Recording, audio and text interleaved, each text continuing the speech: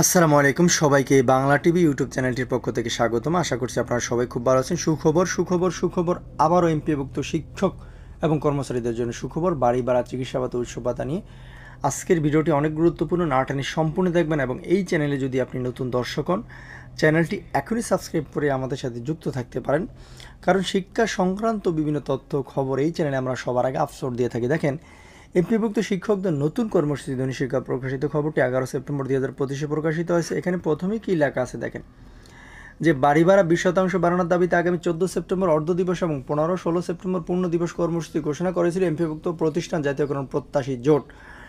এখানে কিন্তু তাদের ছবি টবি সহকারে একেবারে ডিটেলস কিন্তু দেওয়া রয়েছে, আপনারা দেখতে পারেন। বাড়ি ভাড়া 20% বাড়ানোর দাবিতে আগামী 14 সেপ্টেম্বর অর্ধ দিবস এবং 15-16 সেপ্টেম্বর পূর্ণ দিবস কর্মসূচি ঘোষণা করেছিল এমপিভুক্ত প্রতিষ্ঠান জাতীয়করণ প্রত্যাশী জোট। তবে শিক্ষা মন্ত্রণালয়ের শীর্ষ কর্মকর্তাদের সঙ্গে আলোচনার পর সেই কর্মসূচি থেকে সরে এসেছেন তারা। নতুন সিদ্ধান্ত অনুযায়ী আগামী 11 অক্টোবর পর্যন্ত সরকারকে সময়সীমা বেঁধে দিয়েছে সংগঠনটি। বিষয়টি নিশ্চিত করেছেন এমপিভুক্ত প্রতিষ্ঠান জাতীয়করণ প্রত্যাশী জোটের সদস্য সচিব অধ্যক্ষ দেলার হোসেন আজিজি। তিনি বলেন, আমরা সরকারকে সহযোগিতা করার মাধ্যমে 20% বাড়ি ভাড়া আদায় করতে চাই। সরকার যদি আমাদের সহযোগিতাকে দুর্বল মনে করে তাহলে আগামী 12 অক্টোবর বাংলাদেশের ইতিহাস শিক্ষক কর্মচারীদের সর্ববৃহৎ আন্দোলন দেখতে পাবে। তিনি আরও বলেন, আমাদের উদ্দেশ্য বাড়ি ভাড়া আদায় করা, সরকারকে বেঁকে দেওয়া ফলা নয়। সরকার কাজ শুরু করেছে এবং মাওসি থেকে ইতিমধ্যে হিসাব সংগ্রহ করেছে। সরকারকে কাজ করার সুযোগ দেওয়ার লক্ষ্যে আমরা কর্মবিরতির কর্মসূচি স্থগিত করেছি। কাজ না করে ফাঁকি দেওয়ার চেষ্টা করা হলে 12 অক্টোবর লক্ষ লক্ষ শিক্ষক কর্মচারী নিয়ে জাতীয় প্রেস ক্লাবে লাগাতার অবস্থান কর্মসূচি শুরু হবে।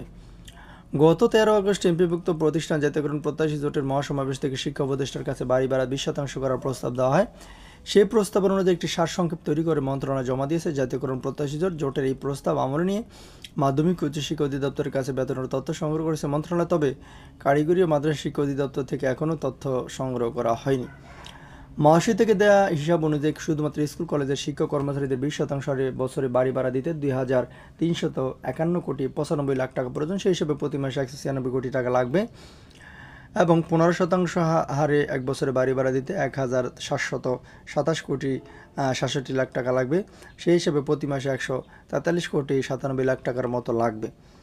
10% হারে এক বছর বাড়ি ভাড়া দিতে 1,264 কোটি 23 লাখ টাকা লাগবে। সেই হিসেবে প্রতি মাসে 105 কোটি 35 লাখ টাকা লাগবে। 5% হারে এক বছর বাড়ি ভাড়া দিতে 975 কোটি 60 লাখ টাকা লাগবে।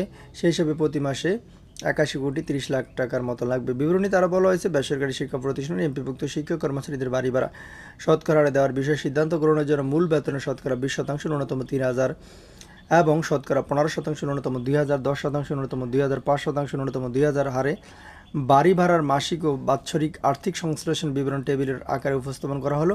এই প্রস্তাব অর্থ মন্ত্রণালয়ে পাঠাবে শিক্ষা মন্ত্রণালয়। আশা করি বুঝতে পেরেছেন। আপনাদের প্রতি শুভকামনা। আসসালামু আলাইকুম।